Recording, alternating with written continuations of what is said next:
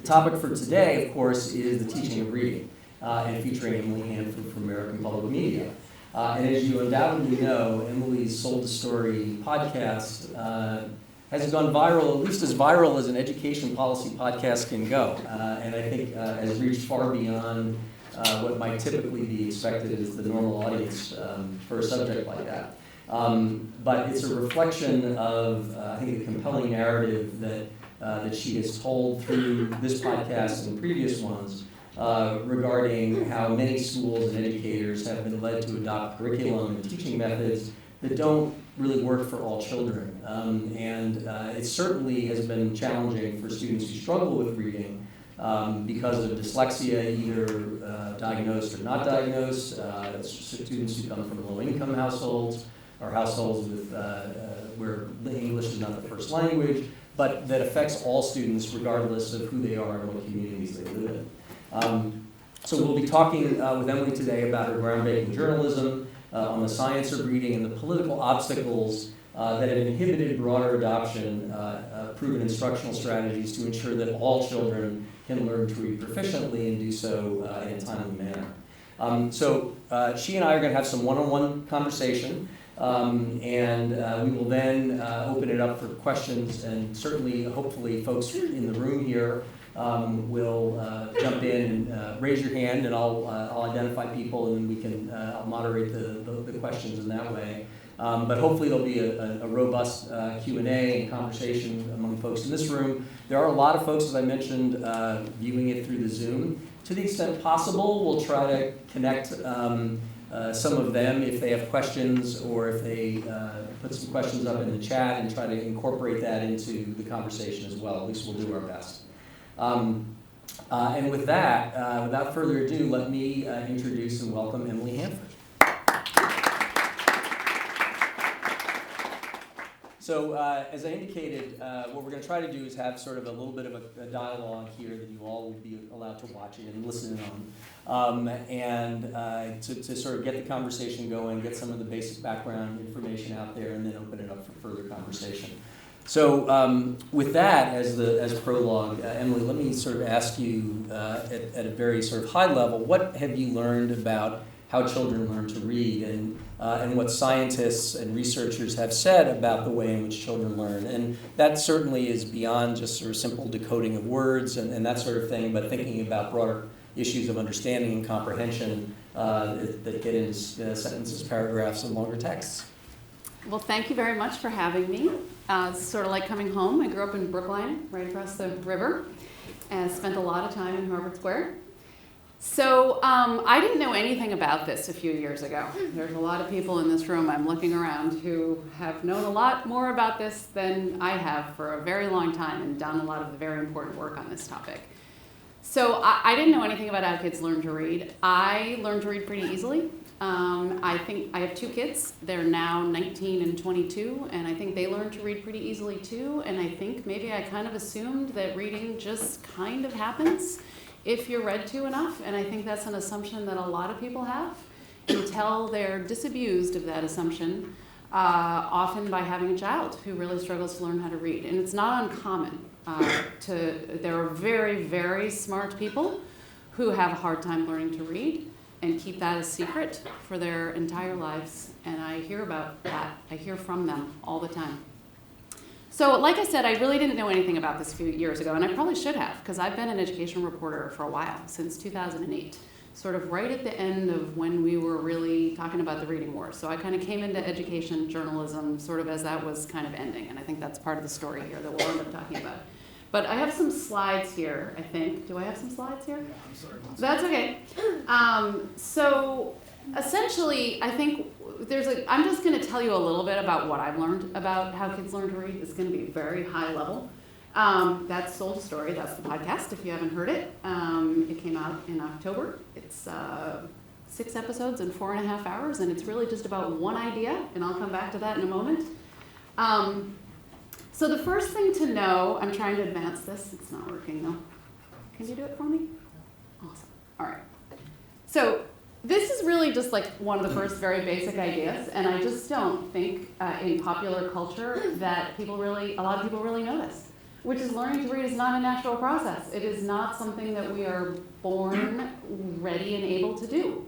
It's not like learning to speak. So we've been speaking as human beings for hundreds of thousands of years. We've been talking to each other, but we just invented written language like kind of recently, like a few thousand years ago. And for a lot of that time, most people really didn't need to know how to read and write. So it's really over the last few hundred years that this has become something that we all need to know how to do. And it so happens that here in the English-speaking world, we have one of the most difficult written languages to learn.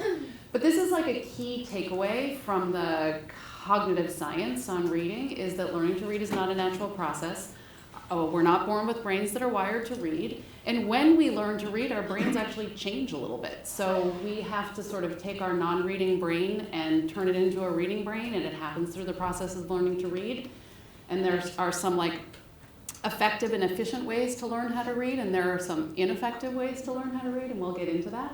So that's still a big aha when I see things written about this in the New York Times. When I've written things in the New York Times, the letters to the editor are just like blow me away because they really come back to, well, you just got to read more to your kids. And that is essential, absolutely critical, but it's not enough. So I didn't really know that. And what I didn't know is that there's this like really huge body of research on this mystery of the human mind. And so I think we've been fighting about this for a really long time because no one really knew how kids learn to read.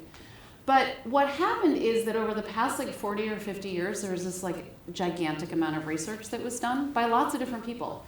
Psychologists, education researchers of various kinds, cognitive scientists, neuroscientists, all over the world, in labs and in classrooms, in different languages, have sort of understood the process of like, how do our brains learn to read? Like, how do we even learn to do that? So this is something that I like to talk about because I think it really clarifies things for people. So the simple view of reading was introduced back in 1986 by two researchers, William Goff and Tumner. Now I'm going to mess up their first names. And essentially what they were trying to do is understand the role of decoding in learning how to read. Because if you know anything about history, we're having a big bang-up fight about phonics and decoding in 1986. And really, researchers were sort of trying to figure out the role of decoding. So what it says is that reading comprehension, which is the goal, everyone agrees, like that's the point of teaching children to read, that's the point of reading, is to understand what you read. And it is the product of two things. So one is your ability to read the words or decode the words, which is a little bit different. So you have to laboriously decode them when you're first learning how to read. Eventually, you actually don't have to sort of consciously decode most of the words you see. But your sort of ability to read the words, decode the words, do you know how to do that? Times your language comprehension, which doesn't have anything to do with your ability. It's not directly your ability to read written words. So that's essentially someone's talking to you. Do you understand what they're saying? If they're reading out loud to you, do you understand what's being read to you? And here's the deal. Most kids, when they're starting school, have something, even a very decent amount, on the language comprehension side of the equation, right? They know how to say a lot of words. They understand the meaning of lots of words. And we also know that kids coming into school are at very different levels with that, so that plays a big role in reading. But essentially, most kids coming into school have very little or nothing on the decoding side of the equation, but they do have something on the language comprehension side. So the key, if we want kids to learn how to read and get to language comprehension, right, how does a little kid get there? Well, you've got to focus on that decoding side because that's what they really don't have much of. So that's why when you're teaching kids to read, you want to emphasize, you don't only want to do the decoding part, because language comprehension is a really big part of the equation, and we know that there's differences among kids and how well they, in what they know in terms of the language comprehension side. But anyway, this sort of just disentangles some of the stuff that we've thought about. So these two things are both really important. It's multiplication, which means that if 0 times 0 is 0. So you got 0 decoding but lots of language comprehension. Whoops, you're not going to be a good reader. You got lots of good decoding ability, boom, boom, boom, but you have very little language comprehension. Well, your reading comprehension isn't going to be very good either. But one of the keys here is your language comprehension is often limited. It ends up being sort of your ability to increase your language comprehension ends up being about your decoding skills, right? Your ability to read the words ends up being a lot of the ways that you learn new words. A lot of what we learn and what we know about reading, and a lot of the words we know, there's only so many words that we use in conversation. A whole lot of the words we know, we've only ever read, and we've all had those embarrassing moments as adults where we say something and we realize we've been mispronouncing a word forever because we've only ever read it. So anyway, that's just the basics of how kids learn to read, and this is something that a lot of teachers, when they learn this, they have a really big aha moment, like, oh, I didn't know that. And there's pushback on the simple view of reading. So like, well, reading's not simple. No, this doesn't say that reading is simple.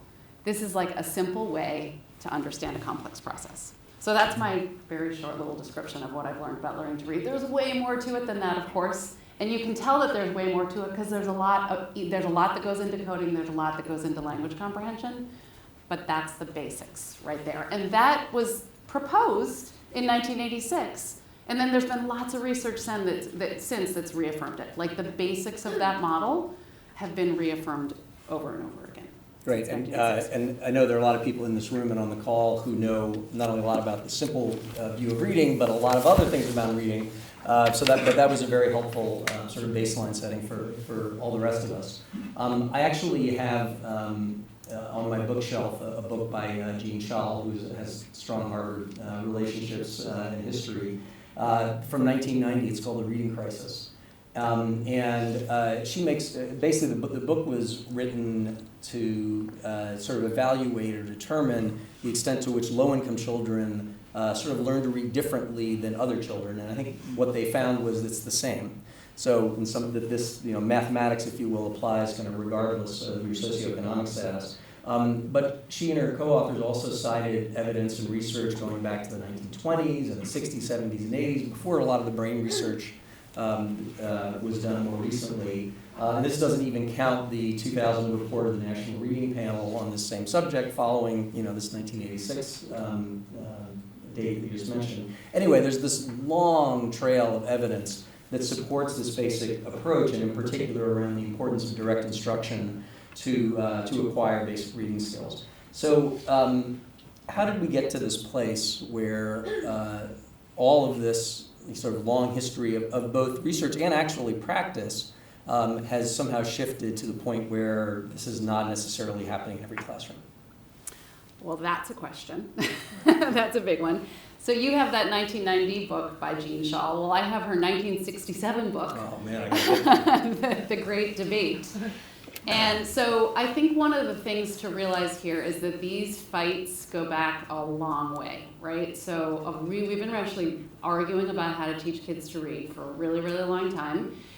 And it goes back to the beginning of public education, to people who had your job long ago. So Horace Mann, we actually, in the Sold a Story podcast at one point, we had a whole half episode sort of about the fight between Horace Mann, who was the first Secretary of Education in Massachusetts in the 1800s, and the Boston schoolmasters, who fought back against Horace Mann. So we actually hired actors, and we had them read from the debate that they had in their beautiful 19th century language.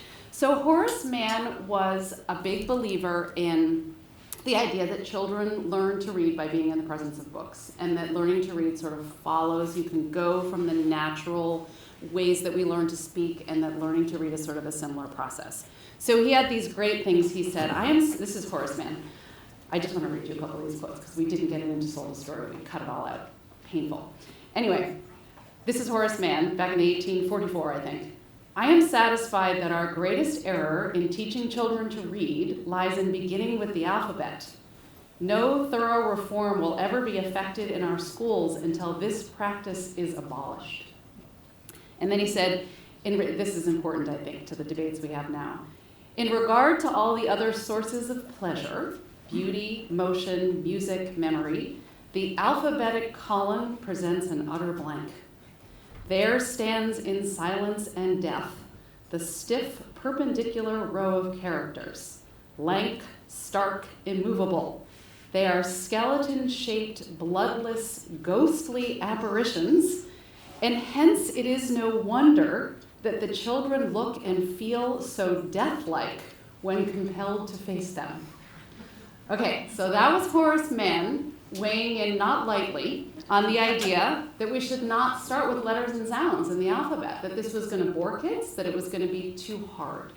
And the Boston schoolmasters were like, hold on a second, Horace, don't know about this. And they laid out, Samuel Green was the principal of the Phillips Grammar School in Boston, and he said in response to Horace, reading justly deserves the first rank among the studies of our schools. As an accomplishment alone, it possesses intrinsic excellence.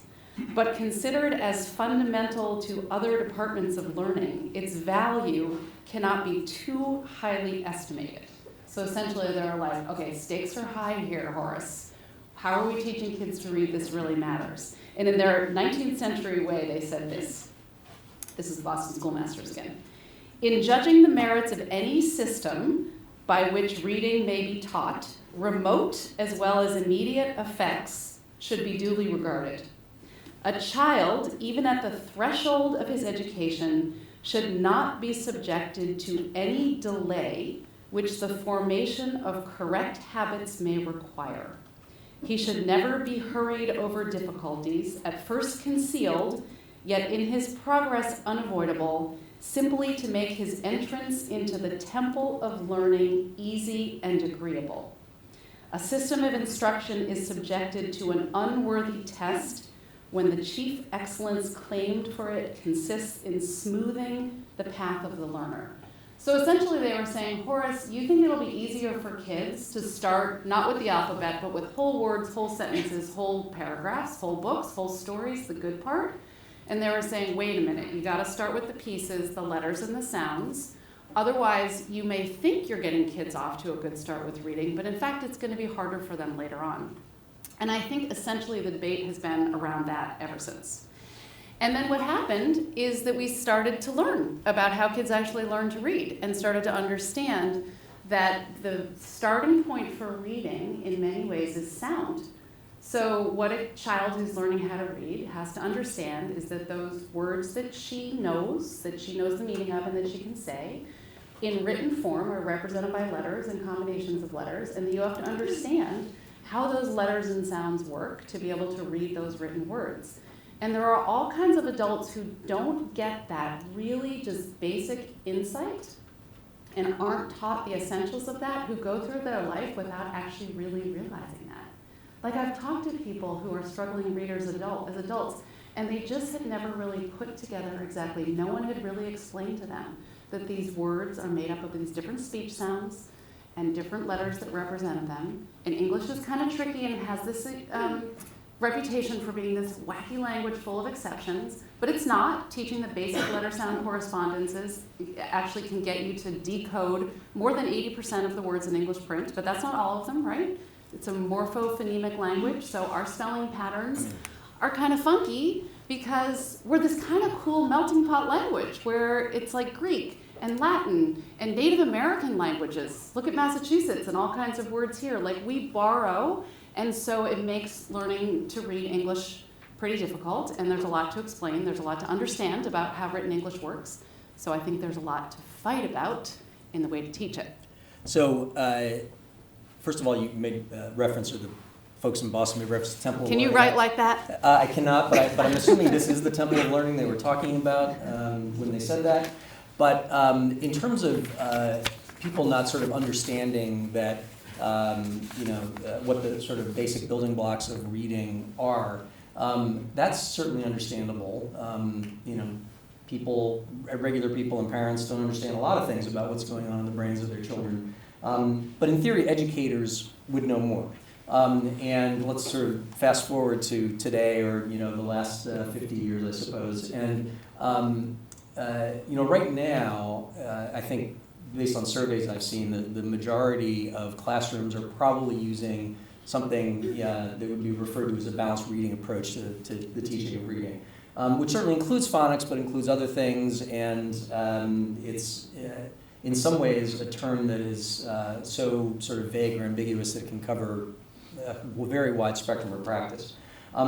So I guess the question is, when you think about educators, and that's both teachers and administrators at a school and a district level, what is informing their choices about reading instruction, both in terms of the pedagogy as well as in the curriculum materials they buy or they acquire? And how does that, and then this is a compound question that I apologize for, but how does that interact with what may be the financial interests of publishers and professional development providers and to some extent schools of education?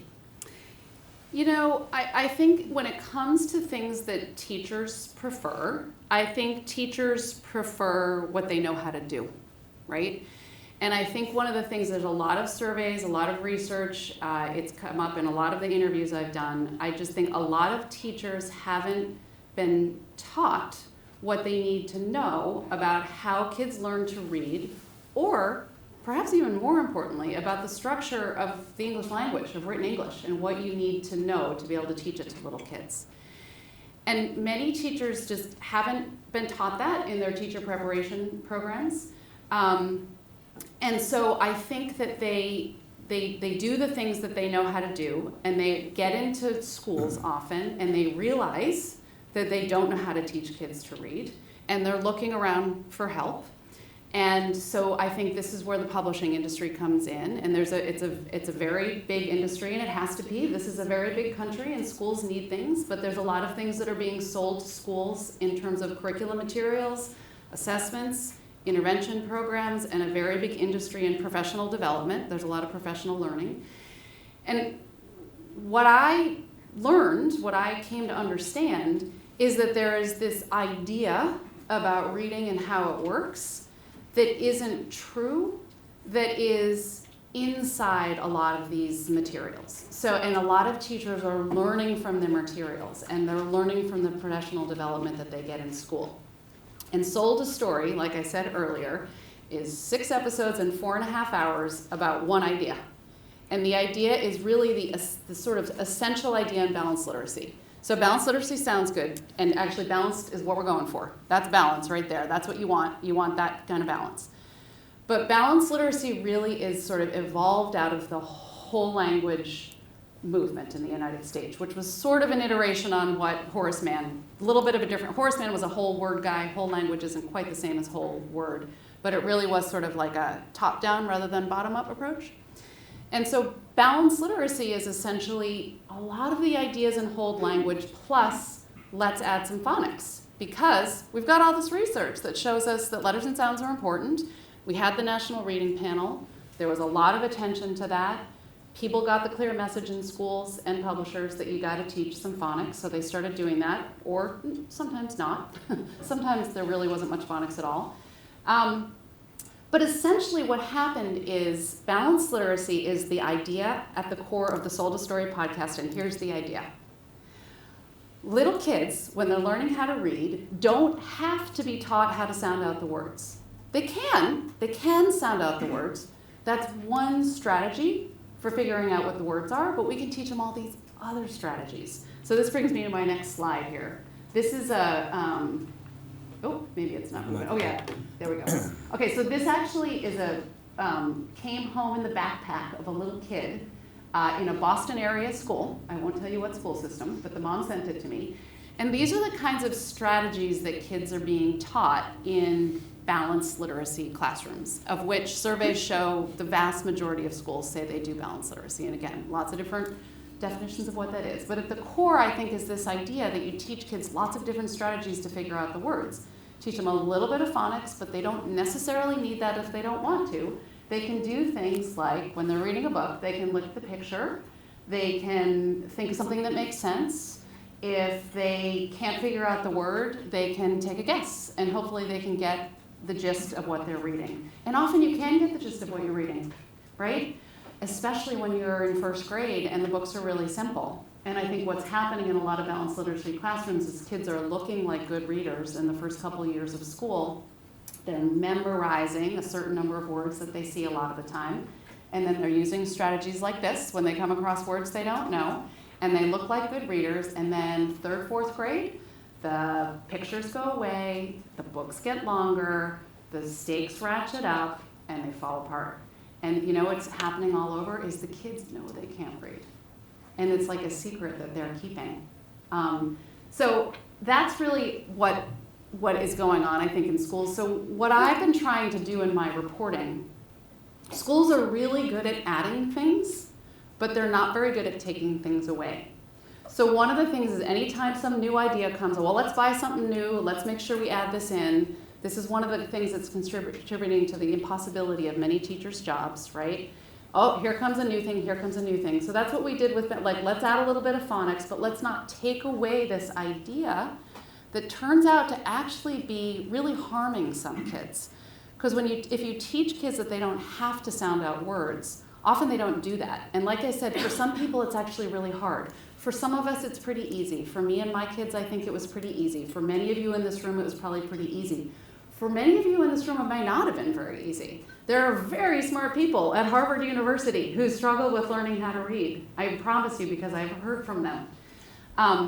So anyway, I think that's what happened. I think that's what balanced literacy is, and I think we need to get rid of ideas that aren't right. And I think a lot of teachers didn't know that. They didn't know, because it makes a lot of sense. You want to give lots of strategies. What is not good about that?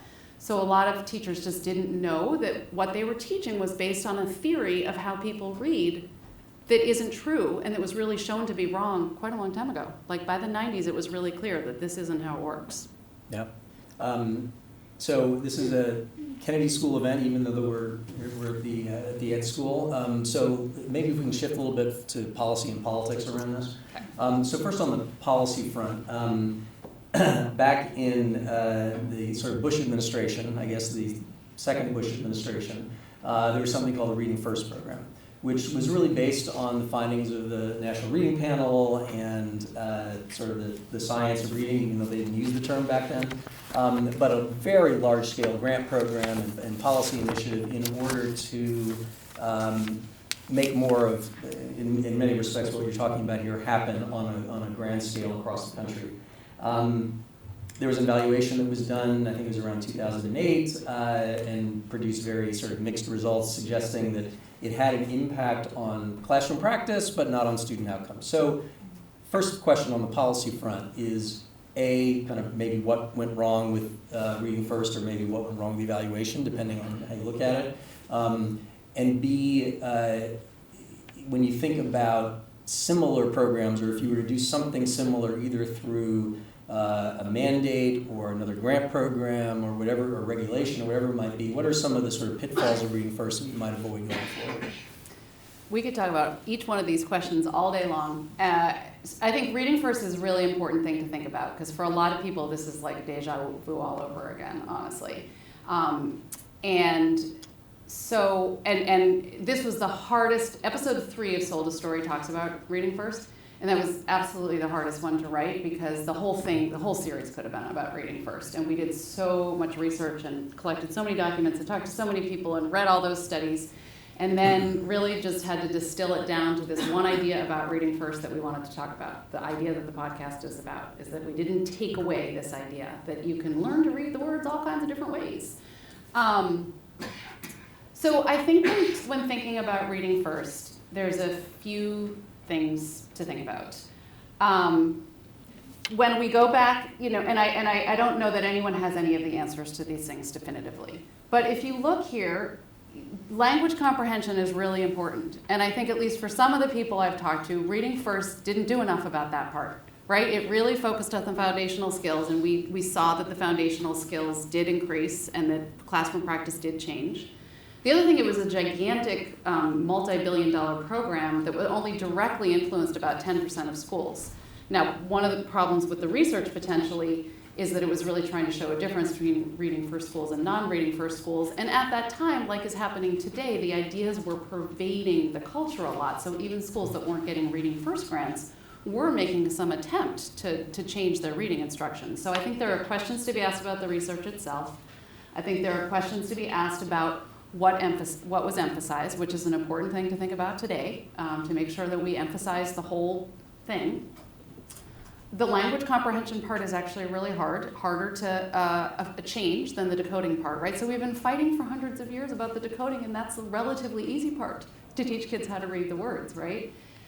I think also it really varied what teachers made of reading first. You know, for some teachers, it really changed their lives. Like they got really great instruction and they've been teaching using that ever since. But of course, a lot of those teachers are retired. Other teachers were just handed a curriculum and told to do it, and they didn't know why. And I feel like that's one of the things that's so important in what I've been trying to get at with my reporting and why I've spent so much time trying to just sort of explain the basics of the science of reading, because I think it matters if people understand why. So it's not just about phonics instruction, but also why does phonics instruction matter? Why would we need to teach kids that? And I think when teachers begin to understand that, it makes a difference. But I think it raised, I do not have the sort of definitive answer. I will put up one other slide here, which is, and I say this carefully because I think cause and effect is a very difficult thing to establish anywhere, especially in education. One of the things that we want to see are randomized controlled trials, right, where we can really see a difference. And what you do in a good randomized controlled trial is you only change one thing. And I think to really get change in reading, you have to change more than one thing. You have to change the curriculum and the training and the coaching. There's a lot of stuff to change. So you're probably, in a randomized controlled trial, even of something that's really good, going to see relatively small effects because you probably need to change multiple things. So I'm going to put up this next slide with a whole bunch of caveats. But what I'm going to say is, okay, so this is long-term, so there's the NAEP test, the National Assessment of Educational Progress, and we've been giving the same version of the test since the early 90s, 1992. But there's another version of the test that goes way back to the 70s. So this is the long-term trend in reading in 4th grade.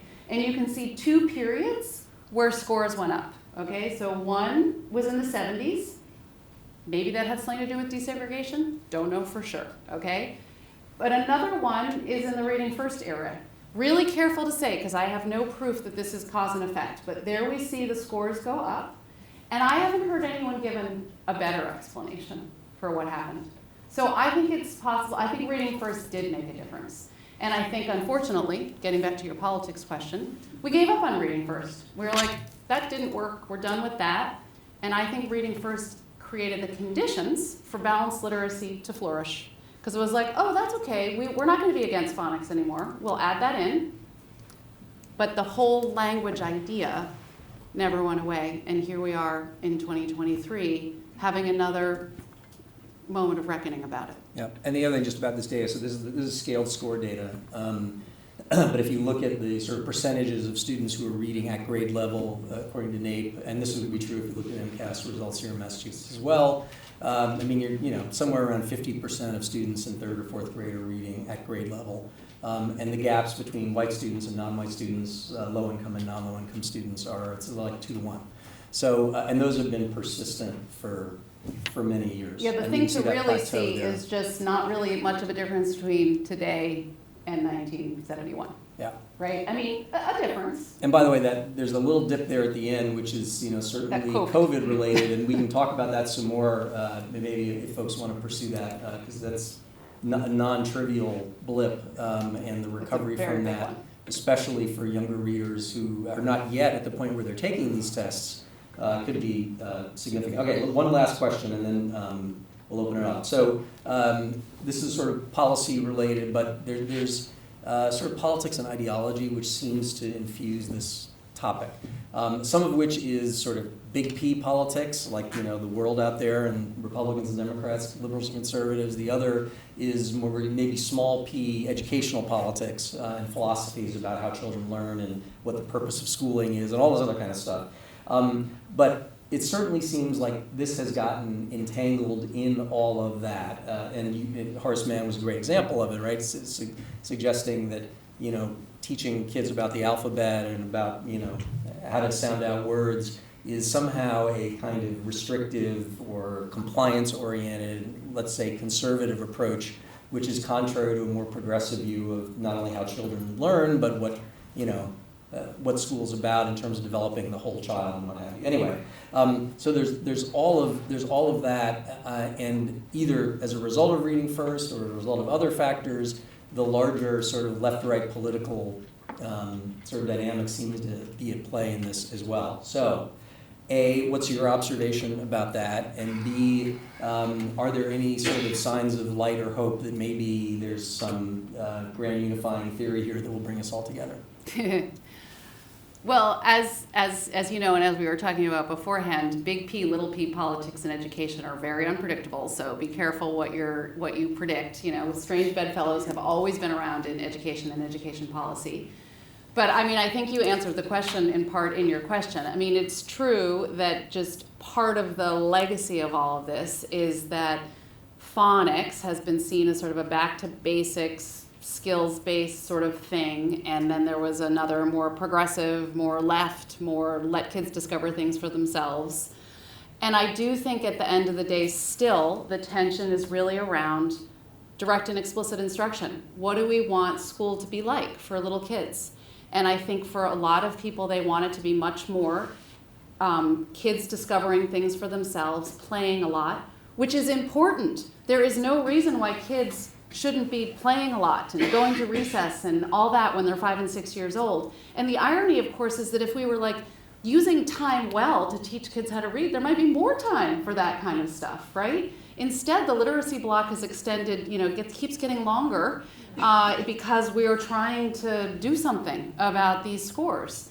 I mean, I know that when I grew up, you know, I know that when I sent my kids to school, what I wanted was different than the sense that I had from policies that come from we want to raise the test scores, right? So I just think there's always been that tension, and it really does go back to what we want school to be. But I'll tell you that I came to this topic, I got interested in it years ago, and it was primarily through parents, desperate parents. And these were actually mostly, because of the evolution I had in the reporting, I was mostly talking to relatively affluent parents. Most of them were white in some of the best schools in the country.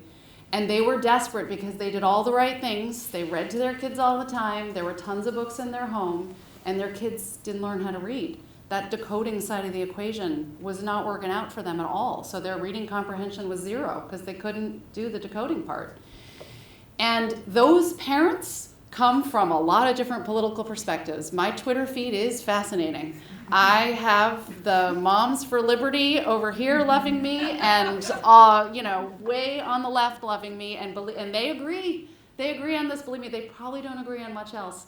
And if you look at some of the legislation that's being proposed and passed, I think you see some really interesting examples of true bipartisanness still in America. It does make me feel actually kind of hopeful. I do think this is a multi-partisan issue, and a lot of people want the same things and are starting to agree on some of the same basics. And my last point here will be, I think at the end of the day, what is so important about this issue is that it's an equity issue, which is even a political word for some people, but I use that. It's an equity issue because here's what's happening. A lot of kids aren't being taught what they need to know in school in order to be good readers. And some kids have a safety net, and the safety net is their parents' checkbook. And their parents buy them the instruction they need, or do the instruction themselves because they're equipped to. They have the resources, they have the time to teach their kids to read themselves at home. But what about all the other kids? And we're not even taught, like moderate income families can't afford the $50, $80, $125 an hour tutor for 5 hours a week that some kids need to be able to learn how to read. So I think we all have to care about this because this is public school, and that is not public school if the way that kids are being taught how to read is based on what their parents are doing outside of school. I think we really have to look at it this way. And if there are essential foundational skills that all people need to learn, then we need to teach kids how to do that explicitly and directly in school. And I think this is more than just reading. I think this is other topics too. We really need to rethink that. There is a way to teach kids how to read and also let them develop and have fun and run around outside. We can do it all. That's a great way to end this part of the program. So let me open it up to folks here in Gutman who may have questions or comments. Again, we'll sort of monitor, Michael, if we can, at least what's going on online on the Zoom. But raise your hand if you want to ask a question or make a comment. Hi.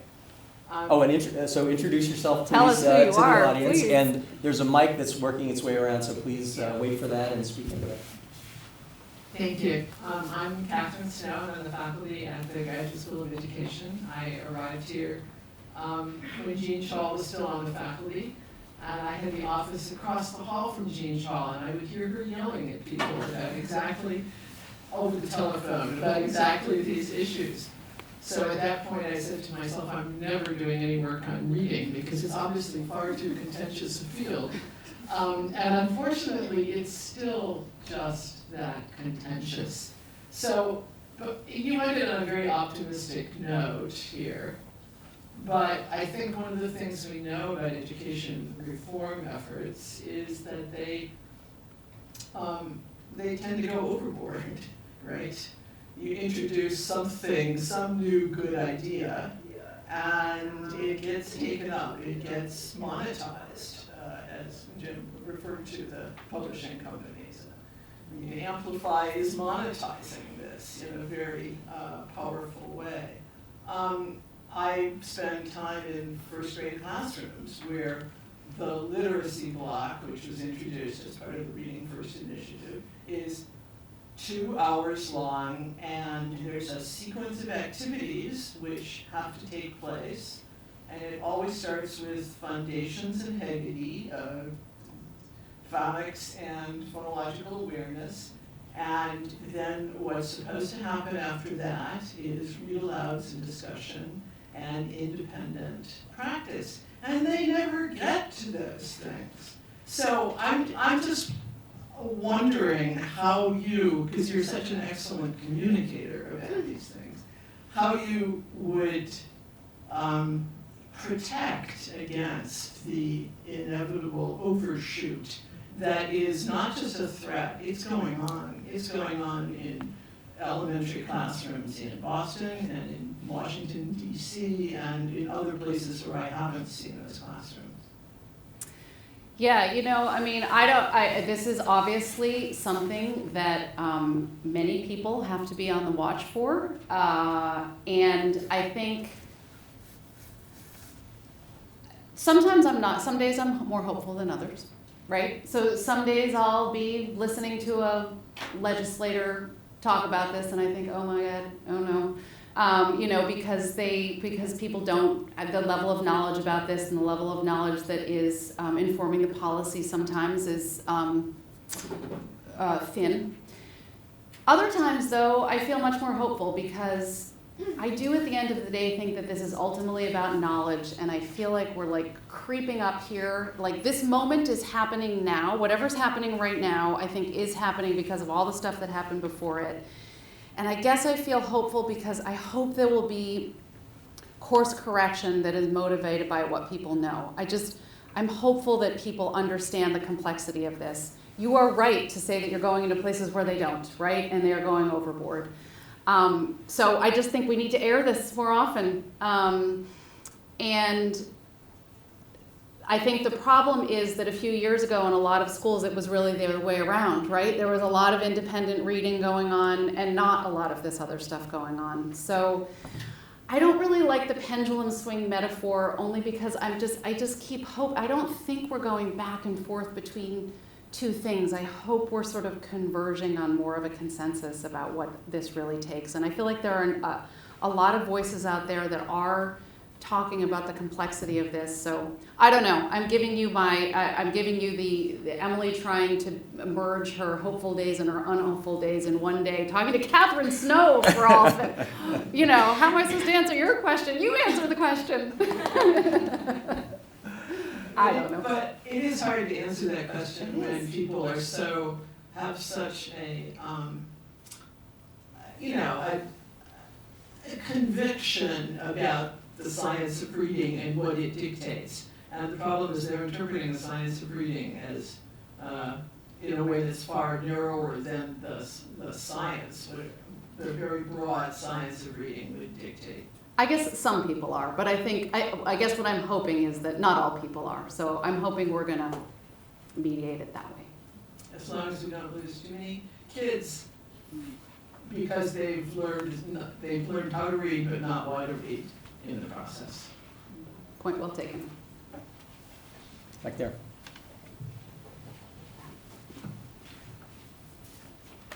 Hi, thanks so much for your presentation. I'm Stephanie. I'm a master's student at Huxley in the Education Leadership Program and also a former teacher.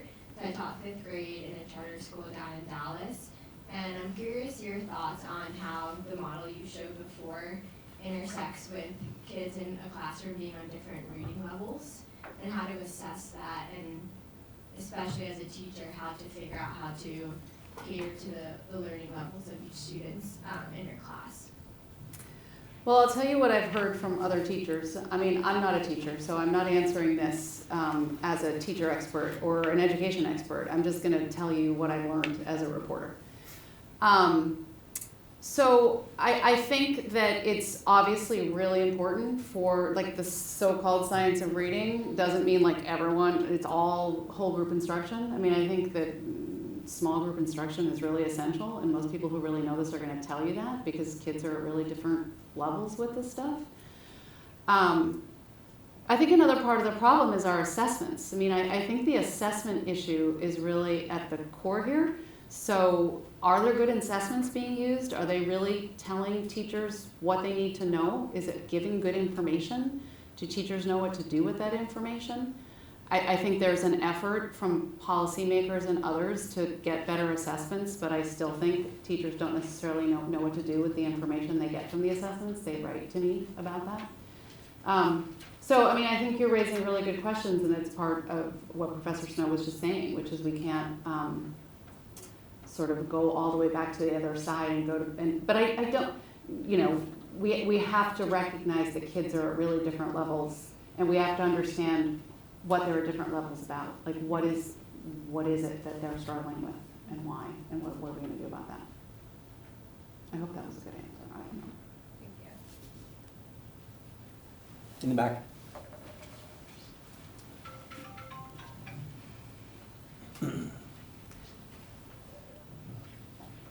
Thank you. My name is Benjamin Levy, and I was a mathematics teacher for 100 years. But when I was here at the Ed School, Jean Shaw was my teacher, and I'm proud to say was a very kind and helpful mentor. In addition to learning to read, she also wrote a fascinating report for the College Board to analyze why SATs had declined. And she showed that the decline was parallel to a many years earlier decline in the quality of the material that students were given to read. And Jean, it seems to me, always argued that while you had to learn phonics, you also had to have good materials, challenging, age-appropriate, challenging materials that were interesting and learning. It seems to me, though, that your analysis of the problem suggests that the solution that is always used, which is to deliver to teachers a new curriculum, is doomed to fail, because teachers, we always subvert the curriculum every day, and we teach what we want to teach regardless of what we're told. In the 60s, in response to Sputnik, mathematics teachers were given a new curriculum, but they were also given major investment in terms of summer programming to earn a second master's degree, to learn the science, if you will, of teaching mathematics. And I would argue that would be a much more effective way to change the teaching of reading if, as you say, teachers don't know the science of it. Well, I think that is what's happening in a lot of places. I mean, I think there's a lot of investment being made in teacher knowledge. And I think the places that are doing this well, whether it's an individual school, a district, or an entire state, they get that there are many pieces to this puzzle, as I mentioned before. And so I think some of the states, like, for example, Mississippi is one that have sort of that have led on this issue, have actually made a lot of investment in teacher knowledge. I think one of the things that those places recognize is that you make the investment in teacher knowledge, and some teachers are coming out of that. They'll get good, intensive, sometimes too much, training on the so-called science of reading, and then they're like, but what about the materials? So now what do I do? So it's always a balance between these two things, right? So one of the things that I'm hopeful about, I guess, in the moment we're at now is I think a lot of the pressure for change has been, up until sort of recently, a lot of it's been really like bottom up. A lot of it's been the parents and the teachers saying like, we've got a problem here. And that, I think, starts to instigate the best kind of change, because people understand at a visceral level the sort of why, and they're trying to figure out the how and the what. And many of and they start to understand it, and then they look up at their principals, their superintendents, their school boards, their state legislators, and they're like, we need some help here. You know, we need some new materials, we need some more training, we need money, we need laws, we need policies. Now that's starting to happen, and we are entering kind of a fragile moment, just like in Reading First. There's a lot of top-down stuff coming now, right? So I think I'm not a policy expert, that the best stuff comes when you've got like a nice balance constantly checking between the top and the bottom. So I don't think, yes, what's happening right now, and I think in part because Sold a Story identified there's some problematic stuff that needs to be taken away, so there's a rush to buy new things, and that is always a dangerous moment, and people are making a lot of money, and there's nothing wrong with making money, you know, but we need to make sure people are selling good things, and no curriculum is perfect, and you're right, part of the problem here is that as a reporter, this was one of the hardest things to figure out. Well, how do schools teach reading? Oh, well, let us go and find out everything they buy. We can do it, and we did it. Oh boy.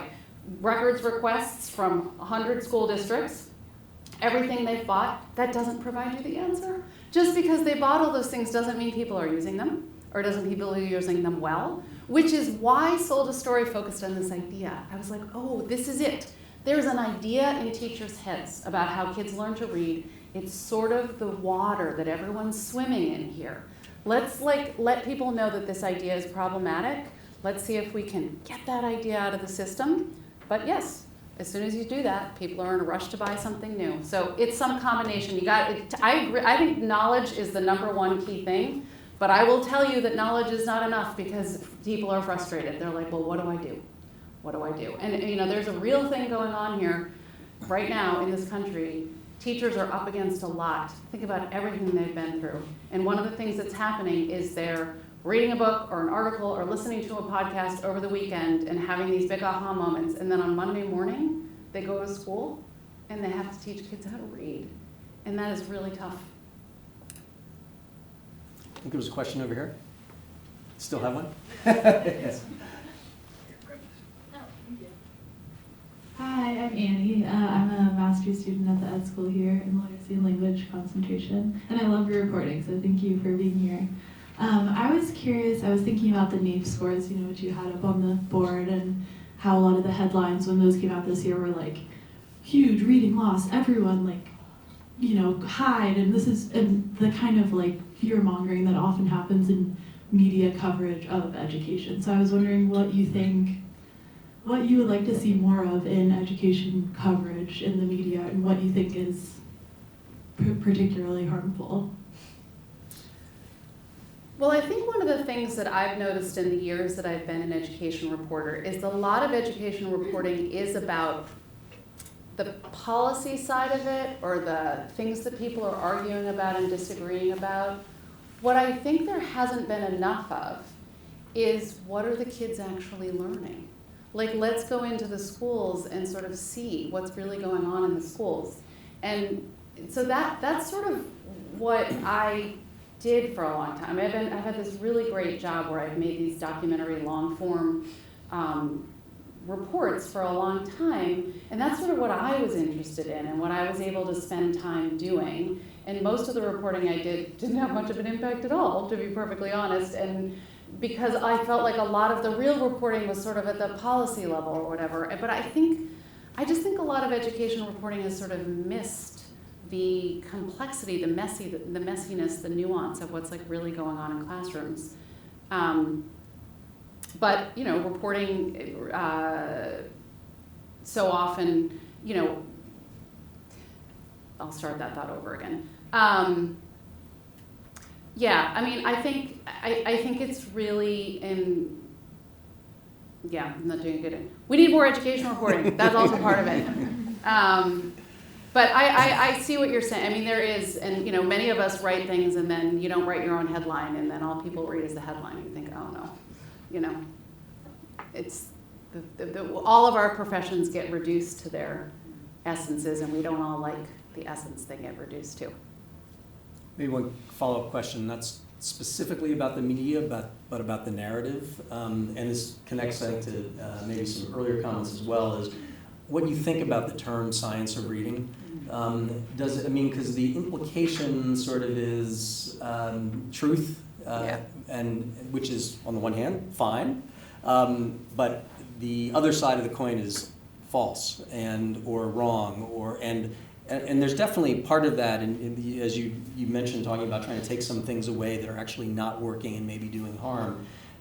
But is there maybe a better way of talking about it so that the focus is a little bit more on what works and, can't we all sort of agree on that as opposed to I'm right, you're wrong? Yeah, I've been thinking about that term a lot. One of the things that I realized when I use that term, one of the reasons I use it is because I'm trying not to just reduce it to phonics. Like a lot of times people just say phonics. I'm like, no, science of reading to me was like, oh no, there's more. There's like a big body of research. So like when I say that phrase, I'm being like, hey y'all, there's this big body of research, scientific research, it's fascinating, look over here. But yeah, all things get reduced to these little terms, and now it already is a sticker on the front of things, and it's a problematic term, and it's definitely has those connotations like, oh, here I come in with my big bad science, and I'm like, listen to me, so it's all problematic. Communication is really hard. But that was an insight that I had recently as I've been thinking about that term. And I see it used wrong all the time. Like people think it's a program or a curriculum, and it's not. It's just a big body of evidence. But that was my insight about myself. Like, oh, I was trying to move us away from just talking about phonics.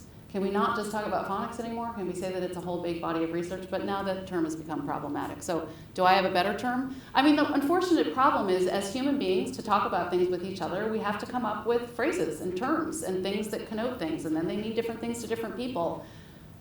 I don't know that there's a way to completely avoid that except to find moments to keep defining your terms and evolving those definitions. Mike, do we have any sort of hands raised or questions in the chat? This is from the Superintendent of Public Charters. I just lost it. 10 seconds. Sorry. Superintendent of Public Charters named Beth Anderson here in Massachusetts. She's wondering if there's been any conversation with high school educators as a result of this work that looks at potential reading loss due to these non-science-based programs along with other factors. Well, there we go, non-science-based programs. There you go, see? It's catching on. It's catching on.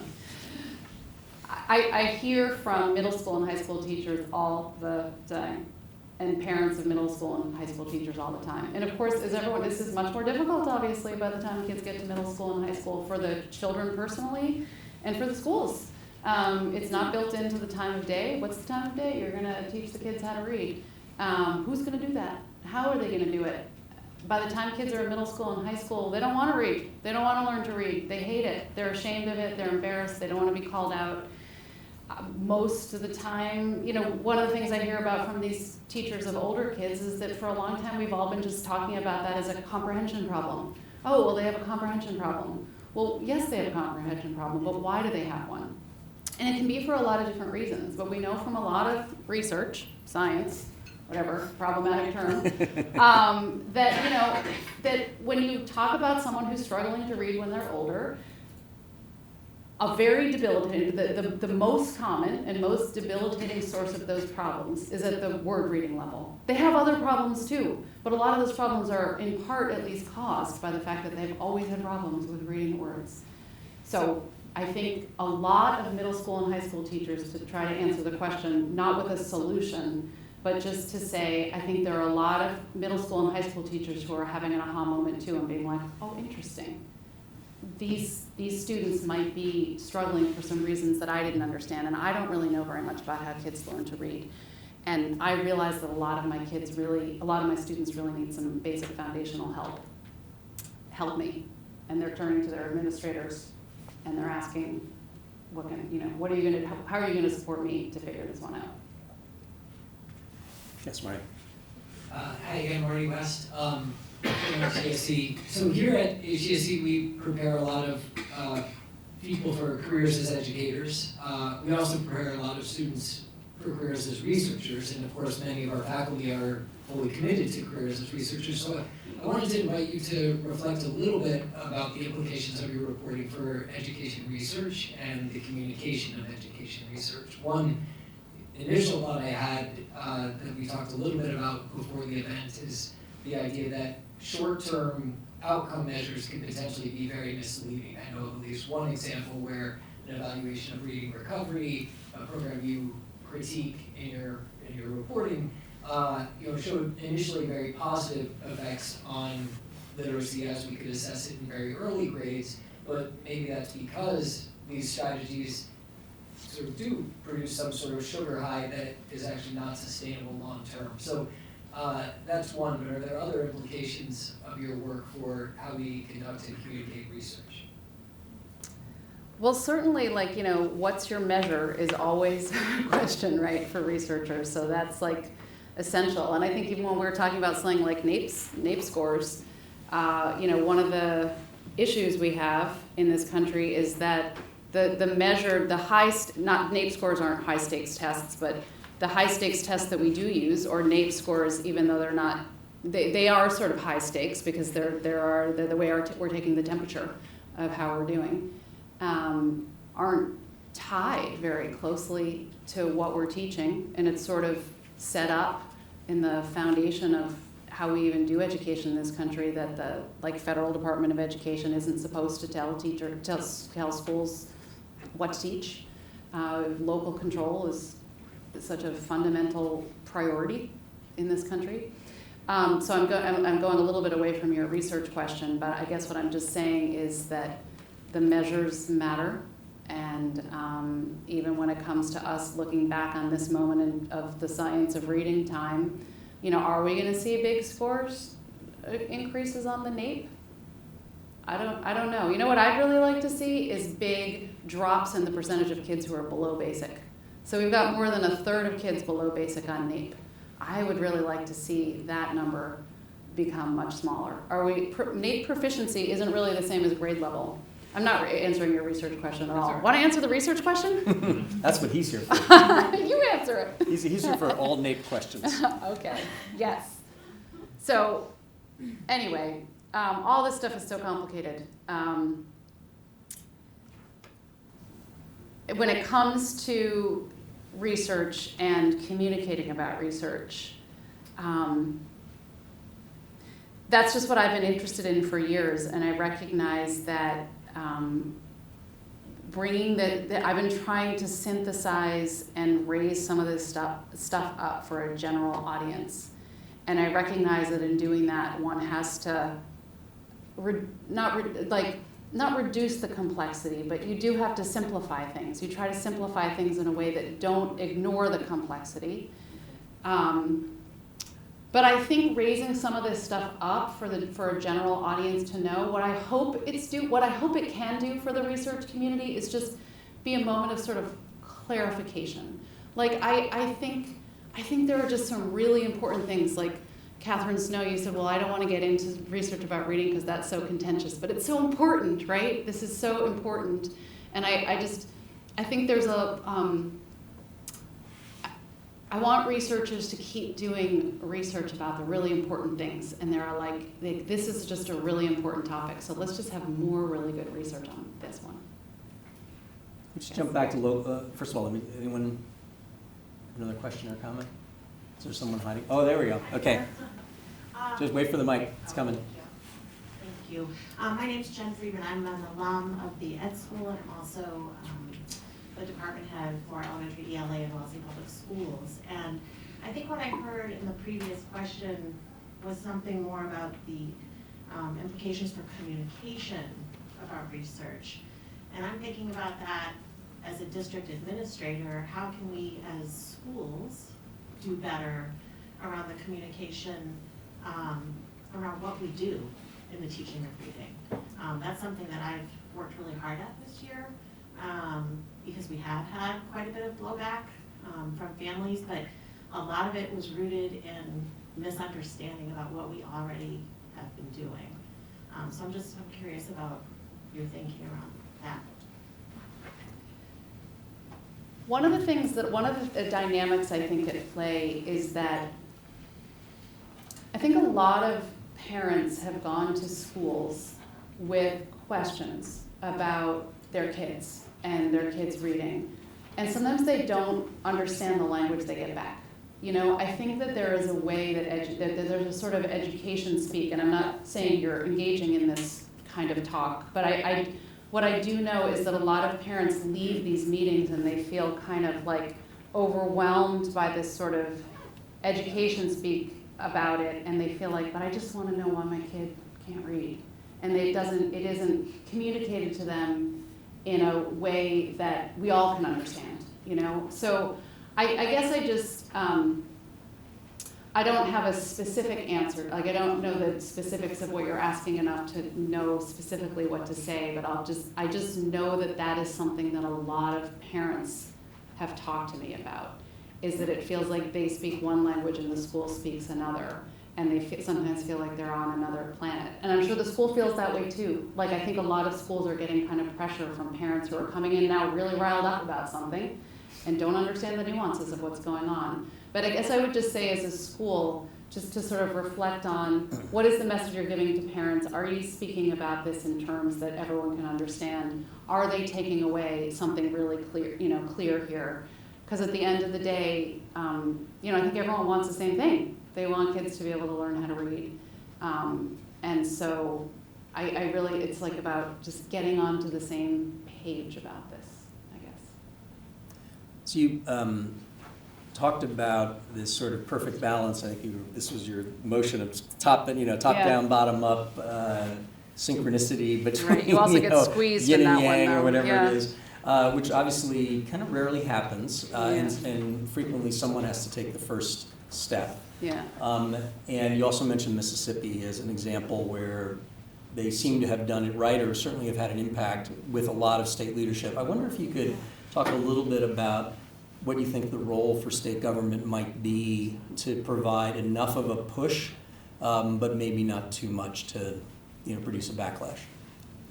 Or just lack of, effective implementation on the ground. Yeah. I mean, at the end of the day, I think these state policies need to be supporting teachers in schools that are trying to change things in a positive way. So when I get the opportunity to speak to legislators, I say to them, like, are you like going to schools and talking to the teachers? Like, I hope so.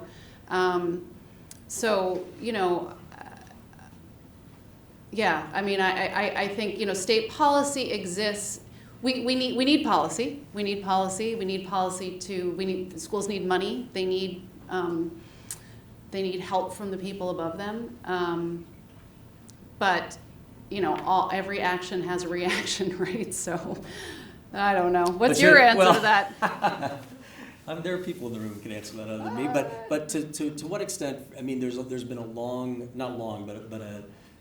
well-established trend at least in state government, for identifying curriculum that meets whatever their standards for quality are, along with supports, whether it's grants or professional development or other things, to encourage districts to adopt those kinds of things. Should we be more aggressive, if that's the right word, or assertive around identifying, here are the curricula that and maybe the professional development providers who meet our standard for, I'll use the word, science of reading,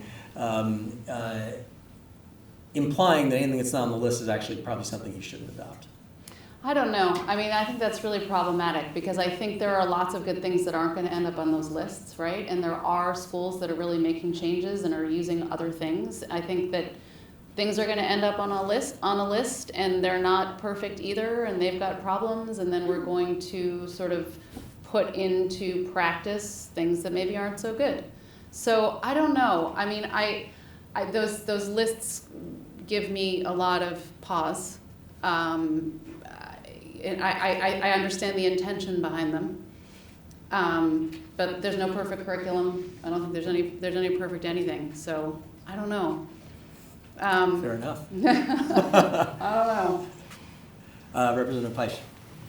Hi, Alice Peisch. I'm a state legislator. I actually represent Wellesley. And I'm no longer, but I was chair of the House, on the House side of the Education Committee here for 12 years. And Marty, we're also on the National Assessment Governing Board. So very much aware of the NAEP results long before COVID.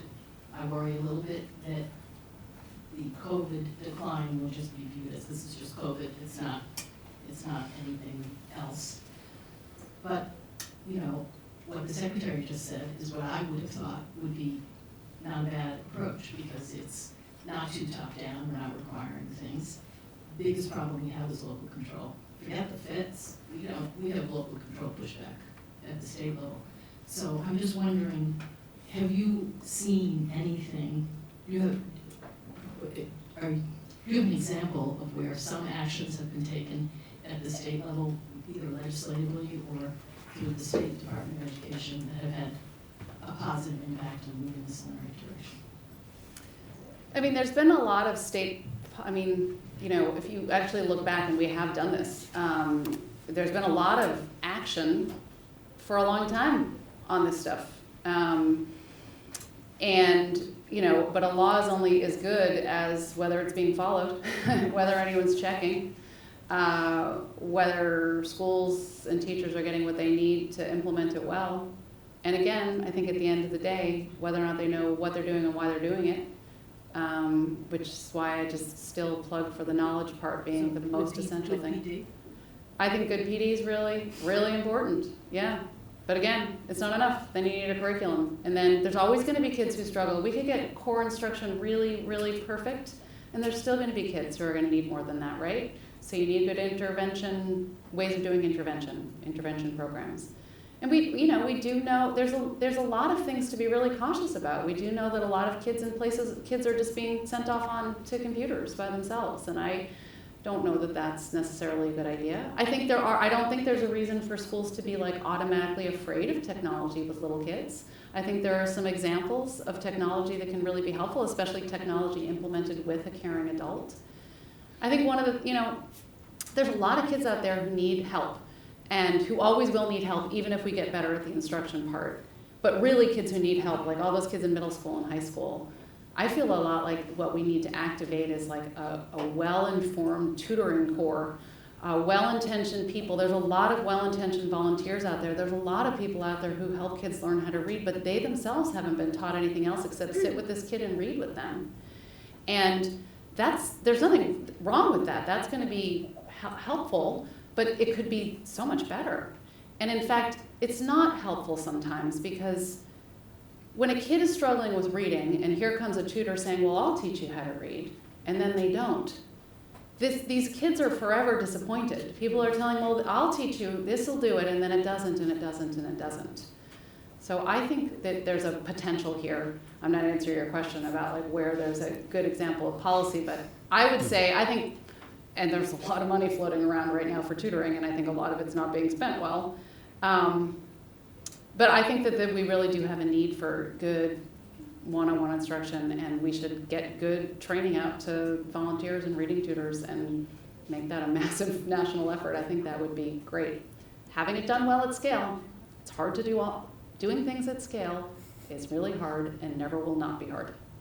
So we're at time, but using my prerogative, one more question. I saw Professor Kane had his hand up, and so if you could ask your question, and if you could respond, and then briefly provide whatever sort of wrap up or benediction you want to give us here Benediction. before we leave. Thanks, Jim and Emily. I'm Tom Kane. I'm faculty director of the Center for Education. And an upcoming speaker on April 27th, this Colloquium Series. So you showed the decline in reading scores, but as you know, the losses were even larger in math, and in the run-up during the 2000s was larger in math. And I think both of those facts have been cited. I don't know if it's correct or not, that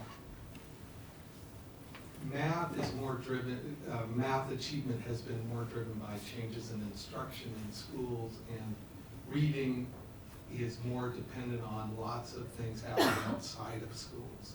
So like, are there, combined with the science of reading effort, not just focused on classroom instruction, are there aspects of the policy that would potentially be supportive of parents to be working with their students, especially lower income parents who may not have the resources that we would otherwise to hire a tutor? Yeah, for sure. But I think I'm not saying that they've been successful, but I actually think that we have thought about that as a society. There's been a decent amount of attention on the early years and language and like encouraging lower income families or I don't actually want to say it that way, encouraging all families, but we know that some of this can be driven by things that have to do with family income and educational attainment, whether or not kids are getting exposed to lots of language and lots of reading at home. And I think that there are good efforts, and there still should be good efforts and attention paid to that. We shouldn't stop doing that. But we know, but I sort of want to prick the bubble at people thinking that that's enough, that that's not enough. Like we really do have to look at the instruction in school. But I think you're right, it's true that this reading stuff, by understanding that simple view of reading, you can see right there how much family background is going to matter, and that it's going to be hard to move the needle on the reading comprehension thing because so much of what kids are ultimately getting that drives their reading ability is everything that's going on in their life every second of the day, that they're talking and learning things. It has so much to do with your background knowledge and exposure. And so yes, I guess my final thought, not a benediction, but it is true that my stepfather taught at the Harvard Divinity School. But I think all of these things are so essential, and moving the needle on reading is going to require parents to be a big part of it. But too many parents have been told that it's their job to teach their kids how to read, and I don't think it should be. I think it should be the job of the school. Emily, thank you very much. And first of all, round of applause. I do want to thank you so much for obviously being here today. We were talking a little bit earlier today about how this issue has gotten back on the agenda in the way it has, and it really is very much because of your journalism, and I'm so grateful for it. Not only for the work you've done in recording it and promoting it, but being in places like this and talking to audiences like this in order to get the word out there. I'm really, really grateful. We do have another session coming up in a week on April 6th featuring Dr. Parker Baxter. There he is. From the University of Colorado. We'll be talking about Denver's school reform initiative and portfolio strategy. So hopefully all of you and all of your friends and colleagues can come and participate in that one as well. I don't know if we'll be back in Gutman, probably not, but we will let you know certainly where we're going and where we'll be, and I hope you can all come either in person or online. So thank you all very much, and we'll see you soon. Thank you.